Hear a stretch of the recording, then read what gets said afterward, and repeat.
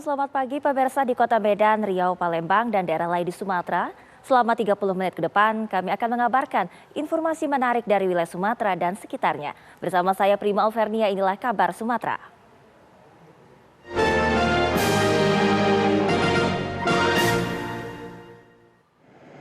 Menimbang bahwa dengan demikian apa yang dipertimbangkan oleh Yudek Fakti tingkat pertama mengenai motif adalah sudah benar, yakni bukannya tidak ada motif, akan tetapi terdapat perbedaan penafsiran berkaitan dengan motif terdakwa Ferdi Sambo, SIK MH antara penasihat hukum dengan Majelis Hakim Yudek Fakti.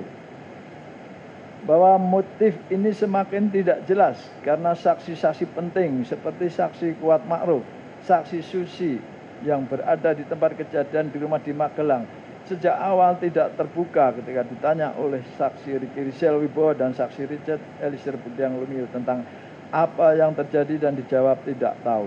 Padahal yang bertanya adalah pihak-pihak yang nyata bertanggung jawab terhadap saksi Putri Chandrawati. Menimbang bahwa setelah majelis hakim tingkat banding mengkaji sebagaimana terdapat di atas serta mempelajari, meneliti dan mencermati dengan seksama keseluruhan berkas perkara yang terdiri dari surat dakwaan penuntut umum, berita acara sidang, alat-alat bukti yang diajukan oleh kedua belah pihak, baik berupa surat-surat maupun saksi-saksi serta salinan resmi putusan Pengadilan Negeri Jakarta Selatan nomor 769/PB /2022 PN Jakarta Selatan tanggal 13 Februari 2023, termasuk memori banding dan kontra memori banding dari terdakwa dan penuntut umum. Majelis Hakim tingkat banding berpendapat bahwa putusan Yudek Fakti nomor 796 PB 2022 PN Jakarta Selatan tanggal 13 Februari telah dipertimbangkan secara menyeluruh dan sudah tepat serta benar secara hukum. Menimbang bahwa dengan demikian memori banding dari penasihat hukum Ferdi Sambo SIK MH tertanggal 3 Maret harus dikesampingkan dan putusan Yudek Fakti atas nama terdakwa Ferdi Sambo SIK MH di bawah register nomor 796/PB/2022/PN Jakarta Selatan tanggal 13 Februari 2023 telah dipertimbangkan dengan benar secara hukum. Untuk itu dapat dikuatkan. Menimbang bahwa seorang terdakwa memang mempunyai hak ingkar sebagaimana ditegaskan dalam pasal 52 yang berbunyi dalam pemeriksaan pada tingkat penyidikan dan pengadilan, tersangka atau terdakwa berhak memberikan keterangan secara bebas kepada penyidik atau hakim. Sebagaimana juga hak yang dimiliki pemohon banding Ferdi Sambo SIK MH. Akan tetapi penggunaan hak ingkar ini membawa konsekuensi, yakni sampai seberapa jauh mereka memberikan keterangan tentang perbuatan yang dilakukan, sehingga jangan sampai hal demikian justru dapat mengurangi penilaian hakim dengan menilai karakteristik dari terdakwa, karena dapat masuk pada kategori berbelit-belit tidak mengakui terus terang, apalagi seandainya fakta-fakta persidangan sudah jelas tentang apa dan siapa yang terjadi dalam suatu peristiwa pidana.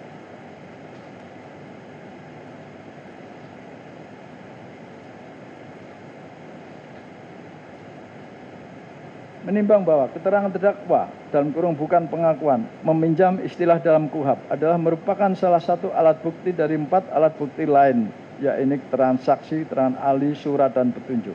Memang mendapat perhatian bagi majelis hakim karena hal tersebut dapat diberikan penilaian secara khusus tentang adanya perasaan bersalah, penyesalan, rasa taubat, sehingga persoalan menjadi terang benderang. Bahkan mengenai motif yang ada bisa dilihat secara nyata, sehingga ada korelasi antara motif, perbuatan pidana yang terjadi serta pemidanaan yang dijatuhkan. Menimbang bahwa berkaitan dengan apa yang menjadi hal-hal yang memberatkan sebagaimana dalam putusan Yudek Fakti, di antaranya adalah bahwa akibat dari perbuatan terdakwa banyak anggota Polri yang terlibat. Majelis Hakim Tinggi juga membenarkan tentang hal itu, di mana terdakwa terdapat puluhan anggota Polri selain menjadi terdakwa dan diadili pada peradilan umum dalam perkara pembunuhan maupun perkara obstruction of justice, yakni upaya menghalang-halangi proses hukum, juga mereka yang menjalani sidang Komisi Kode Etik Polri dengan hukuman yang berbeda-beda, di antaranya berupa hukuman demosi hingga PTDH atau pemberhentian tidak dengan hormat, yang semua mengimbas pada masa depan karir jabatan yang bersangkutan, juga pada keluarganya, yakni istri serta anak-anaknya. Menimbang bahwa hal yang juga menjadi perhatian Majelis Hakim Tinggi adalah sepanjang pemeriksaan persidangan tidak terdapat fakta-fakta adanya usaha dari terdakwa Ferdi Sambo SH untuk melakukan klarifikasi terhadap korban Nofriansah Yosua Huta Barat tentang apa yang sebenarnya terjadi. Yang terjadi hanya langsung dilakukan penembakan terhadap korban. Selain daripada itu, korban Nofriansah Yosua Huta Barat walau sudah dituduh melakukan pelecehan seksual, akan tetapi nampak masih nyaman berada di lingkungan terdakwa dan saksi-saksi. Hal ini bisa dilihat bahwa korban masih tetap berada di rumah kediaman di Magelang. Pada saat setelah kejadian masih bertemu dan berbicara dengan saksi Putri Chandrawati antara 10 sampai 15 menit di kamar saksi Putri Chandrawati sebagaimana diterangkan saksi Riki Rizal Wibowo. Masih bersama-sama melakukan perjalanan dari Magelang ke Jakarta. Masih santai bahkan bercanda di rumah kediaman Saguling di Jakarta. Bahkan ketika menjelang penembakan, korban seperti tidak mengetahui apa yang terjadi. Utamanya ketika berteriak, "Ada apa, Pak? Ada apa, Pak?"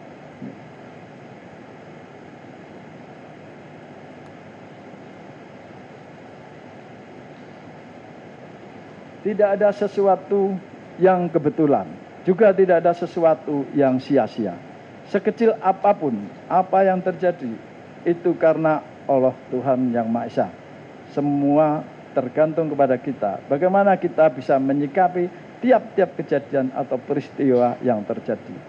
Menimbang bahwa terlepas dari apa yang telah dipertimbangkan sebagaimana tersebut di atas, dan di balik kejadian ini terdapat hikmah yang sangat besar yang dapat diambil baik secara perseorangan maupun secara kelembagaan, terutama adanya relasi kuasa yang patut dicermati, karena hal demikian dapat berkembang ke arah arogansi kekuasaan, abuse of power, sehingga harus ada batas yang jelas dan tegas tentang hal-hal apa yang wajar dan patut, serta kapan suatu perintah dari atasan bila bisa dilaksanakan secara sah. Semuanya tentu untuk tatanan kehidupan yang lebih baik dalam rangka bermasyarakat, berbangsa, dan bernegara.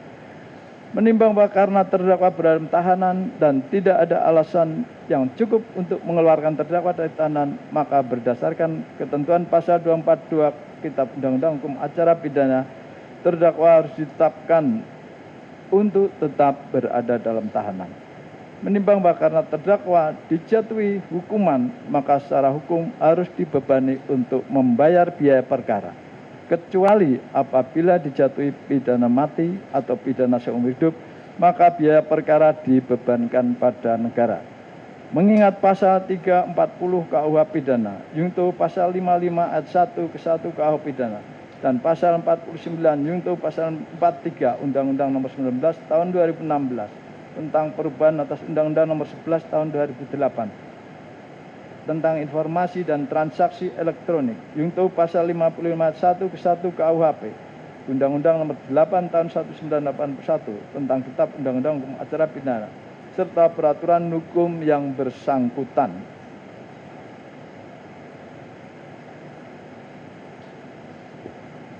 Mengadili. 1. Menerima permohonan banding dari terdakwa Ferdi Sambo SH MH dan penuntut umum pada Kejaksaan Negeri Jakarta Selatan. Kedua, menguatkan putusan Pengadilan Negeri Jakarta Selatan nomor 796/PIB/2022/PN Jakarta Selatan tertanggal 13 Februari 2023 yang dipintakan banding tersebut. Ketiga, menetapkan terdakwa tetap berada dalam tahanan. Keempat, membebankan biaya perkara kepada negara.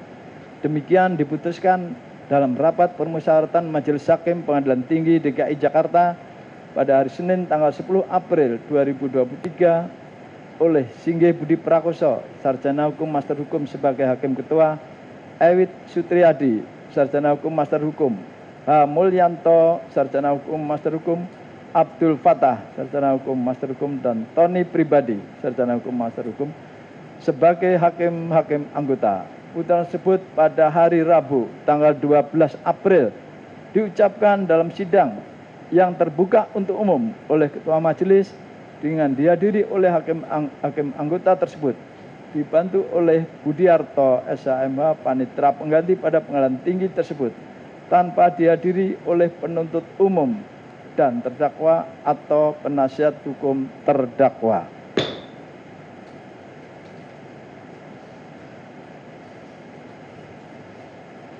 Jadi demikian ya putusan yang sudah kita ambil untuk pengadilan tinggi, yang pada intinya bahwa kita menguatkan putusan Pengadilan Negeri Jakarta Selatan.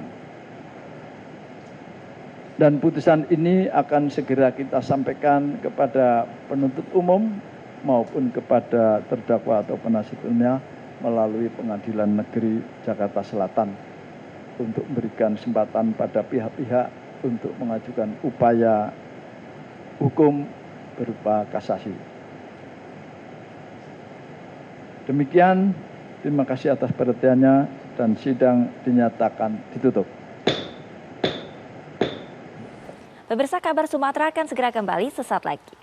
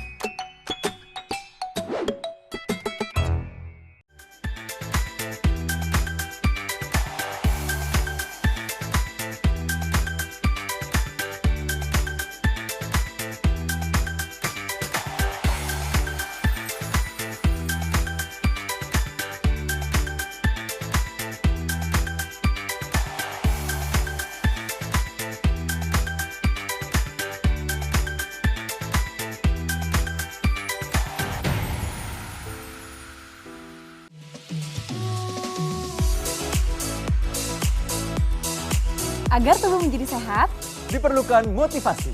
saksikan Hidup Sehat dan Hidup Sehat Plus Setiap Senin sampai Jumat. pukul 9 pagi. Hanya di TV One. Menghadirkan informasi penting dan menarik. Kasus penularan varian Omikron di Jakarta Barat. Lembaga negara kita memastikan kesehatan terjaga di dunia yang mereka menawarkan melalui media sosial. Semua tersaji lengkap menemani waktu siang Anda.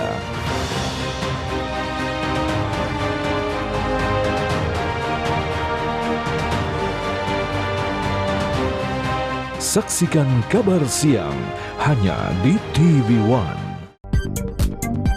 Menghadirkan tema terpilih. Sejumlah persiapan terus dilakukan jelang keberangkatan kloter pertama calon jemaah haji dari berbagai daerah. Salah satunya adalah persiapan asrama haji yang akan menyambut para jamaah haji. Informasi berimbang dan proporsional. Dukungan bagi para tokoh nasional untuk maju di pemilihan presiden 2024 terus bergulir. Kabar Petang Pilihan live di TV One. tv1news.com, portal web terintegrasi, aktual, cepat dan lengkap. Menyajikan berbagai informasi dengan inovasi digital terkini, berbagai kanal unggulan untuk Anda kunjungi. News, daerah, lifestyle, religi, dan kanal khusus G20.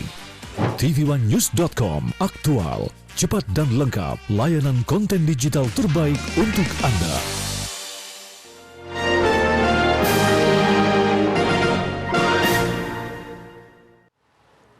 Pelaku kejahatan seksual sesama jenis dengan korban seorang remaja ditangkap Polsek Batu Aji, Batam, Kepulauan Riau. Kasus ini terungkap setelah orang tua korban melapor ke polisi.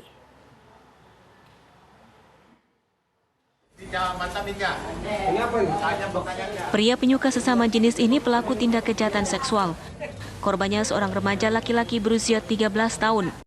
Pelaku AR, usia 23 tahun, diringkus Polsek Batu Aji di tempat indekosnya di Batam. Sebelumnya, korban dan pelaku berkenalan di aplikasi khusus penyuka sesama jenis, lalu sepakat bertemu sehingga terjadilah kejahatan seksual. Orang tua korban yang merasa curiga dengan kondisi sang anak kemudian melapor ke polisi. Atau denda paling banyak. Si korban dan pelaku masuk dalam aplikasi Wala. Aplikasi Wala ini adalah aplikasi yang di mana komunitas gay yang mereka bisa bertukar handphone di sana dan mereka temu janji di sebuah kosan si pelaku. Kasus ini adalah pelajaran berharga agar orang tua lebih waspada dengan aktivitas anak-anaknya di media sosial. Karena media sosial menjadi sasaran gampang bagi predator seks mencari sasaran. Dari Batam, Kepulauan Riau, Alboin TV One mengabarkan. Jasad seorang pria ditemukan di kebun warga di Pali, Sumatera Selatan. Ia dibunuh akibat pelaku sakit hati, korban sering berkata kasar.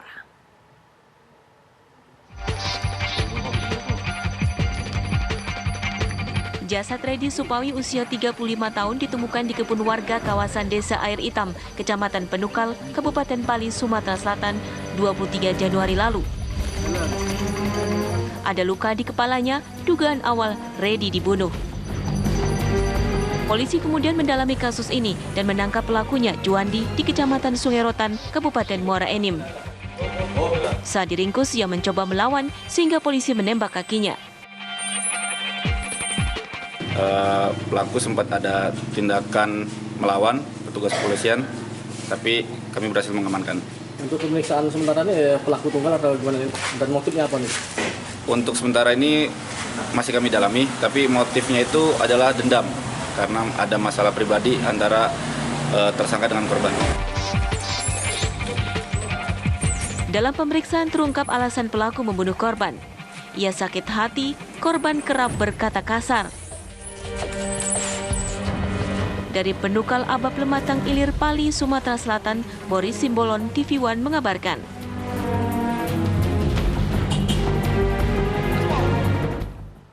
Polres Pesawaran memburu pihak perantara yang menghubungkan korban pasangan suami istri, yakni yang berasal dari Lampung dengan dukun pengganda uang asal Banjarnegara, Jawa Tengah. Polres Pesawaran Lampung membantu Polres Banjarnegara memburu terduga pelaku perantara yang mempertemukan korban dua pasang suami istri dengan Slamet, dukun pengganda uang di Banjarnegara. Polres Pesawaran mendalami keberangkatan korban dan yang mengajak para korban untuk berangkat ke Banjarnegara. 4 korban, Irsad, Wahyutri, Suheri, dan Riani, berkenalan dengan dukun Slamet melalui perantara Kijo, warga Lampung Tengah. Mereka berangkat ke Banjarnegara pada Juni 2021 dan Agustus 2021. Hingga kemudian kontak terakhir dengan keluarga pada 12 September 2021.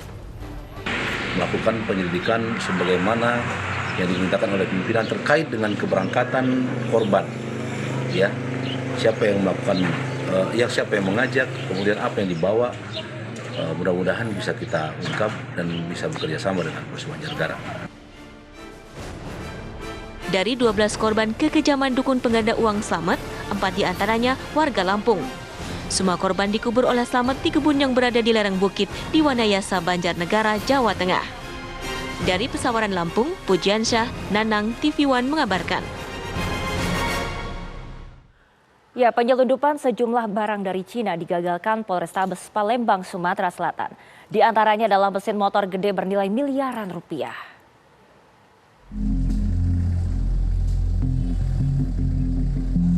Polrestabes Palembang mengamankan belasan jenis barang impor ilegal dari Cina. Barang disita saat diangkut menggunakan truk box melintas di Jalan Soekarno-Hatta, Kelurahan Talang Kelapa, Kecamatan Alang-Alang Lebar, Palembang. Ada 18 jenis barang, diantaranya mesin motor gede, beragam botol minuman anak berbagai merek, pengisi daya ponsel, pakaian berbagai merek, dan barang lainnya yang nilainya total 10 miliar rupiah. Data di sini ditemukan setidaknya ada 18 jenis barang Di antaranya ada 4 unit mesin Harley Davidson. Kemudian ada barang-barang elektronik dalam bentuk terurai. Ini diduga akan dirakit menjadi sebuah handphone, tapi masih terurai. Kemudian juga ada garment. Untuk sepeda motornya sendiri juga ditemukan ada spare part lainnya, seperti frame, rangkanya sepeda motor.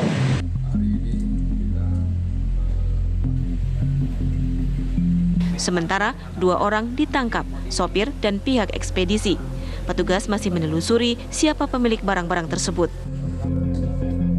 Dari Palembang, Sumatera Selatan, Febrian Syah, TV One mengabarkan.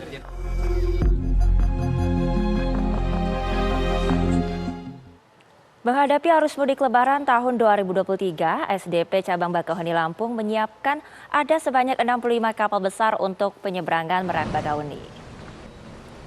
Antisipasi meningkatnya arus mudik, baik orang maupun kendaraan, ASDP Bakauheni menambah jumlah kapal penyeberangan di Selat Sunda. Pihak ASDP akan mengoperasikan 7 dermaga yang berada di Pelabuhan Bakauheni. Hal ini untuk menampung jumlah kendaraan dan juga orang yang menyeberang. ASDP menyiapkan 65 kapal penyeberangan besar. Selain dari 59 kapal penyeberangan reguler, ada 6 kapal eksekutif lainnya.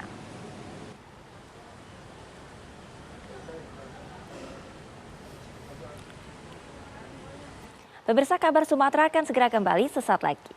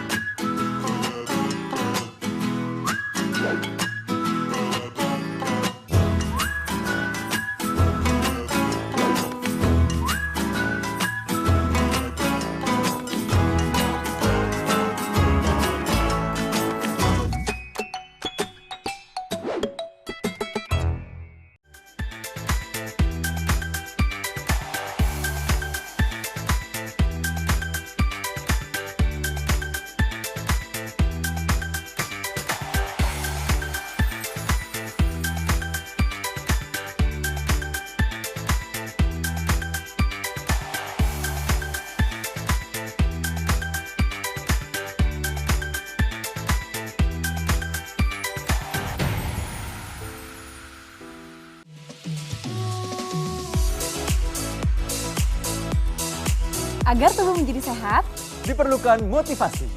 Saksikan Hidup Sehat dan Hidup Sehat Plus Setiap Senin sampai Jumat. pukul 9 pagi. Hanya di TV One. Menghadirkan informasi penting dan menarik. Kasus penularan varian Omikron di Jakarta Barat. Lembaga negara kita memastikan kesehatan terjaga di dunia yang Mereka menawarkan melalui media sosial. Semua tersaji lengkap menemani waktu siang Anda.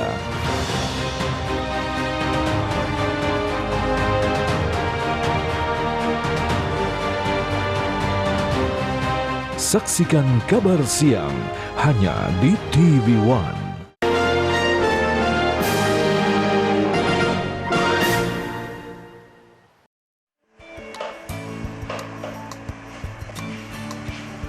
Ini namanya rujak mie goyang lidah, makanan untuk sajian berbuka puasa sangat nikmat rasanya. Makanan dengan bahan baku dari mie kuning sangat diminati oleh warga Musi Banyuasin. Makanan rujak mie ini diracik menggunakan mie kuning, empe-empe, bihun putih, kemudian tahu setengah mateng, daun seledri, dan juga ebi udang kering, serta kuah cuka. Rujak mie goyang lidah ini banyak dijumpai khususnya di bulan suci Ramadan. Seperti di kedai kopi goyang lidah di tepian Sungai Musi di Kota Sekayu Musi, Banyuasin. Kedai goyang lidah ini buka setiap hari mulai jam 1 siang hingga jam 9 malam. Untuk satu porsinya rujak mie goyang lidah ini dibanderol dengan harga cuma Rp10.000 dengan ditambah es teh susu teler. Namanya apa ini, Pak? Rujak mie. Rujak mie. Ya. Nah, cara membuat rujak mie ini bagaimana? pakai tahu, tempe dipotong, kasih Terus kasih timun, taburkan ini ebi. Kasih ebi juga. Ya. Ini memang makanan khas warga Sekayu atau gimana nih? Warga Sekayu itu ya. Ini makanan khas ya? Iya. Kalau di bulan suci Ramadan ini banyak diserbu warga? Banyak yang bungkus. Yang bungkus Ya. untuk buka puasa. Buka. Ini paling dinikmati warga ya? Ya. Untuk berbuka ya Pak ya? Ya. Nah, satu porsinya itu harganya berapa rujak mie ini? 10.000. 10.000? Ya. Cuma 10.000 harganya itu satu porsi itu Pak ya? Nah, jika Anda ingin menikmati sajian khas warga musim Banyuasin, Anda bisa datang langsung ke kedai goyang lidah yang sudah lebih dari 35 tahun menjual rujak mie goyang lidah ini. Dari Musi Banyuasin, Sumatera Selatan, Puja Kusuma, TV One mengabarkan.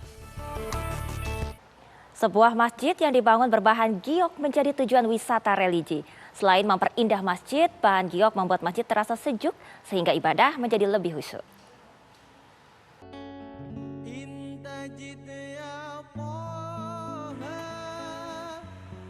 Masjid Agung Baitul A'la atau lebih dikenal dengan Masjid Giok di Nagan Raya Aceh menarik perhatian umat Islam.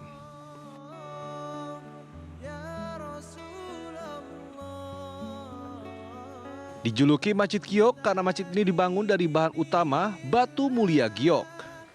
Batu giok terpasang di tempat khutbah, lantai, tiang, hingga dinding masjid.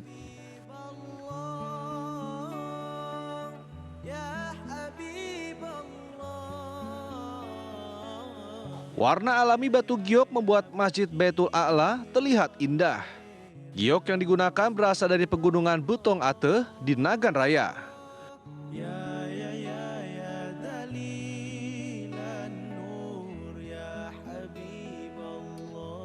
Butuh ribuan ton batu giok untuk membangun masjid yang luasnya lebih dari 3.500 meter persegi ini.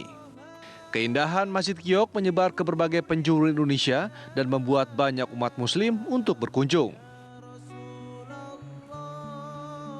Mereka ingin melihat keindahannya serta merasakan ketenangannya saat beribadah. Dari desainnya termasuk dari batu giok ya, batu giok.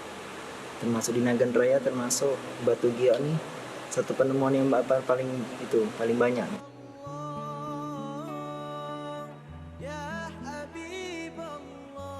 Selain indah, bahan batu giok membuat masjid terasa sejuk walau tidak menggunakan penyejuk udara.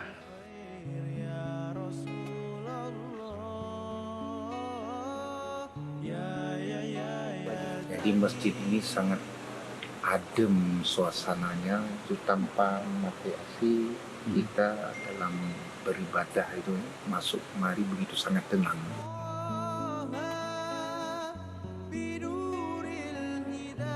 Selama bulan Ramadan, semakin banyak umat muslim yang datang. Sebagian dari mereka berasal dari luar Aceh, seperti Jawa, Bali, dan Kalimantan. Dari Nagan Raya Aceh, Haidir Azhar, TV One mengabarkan.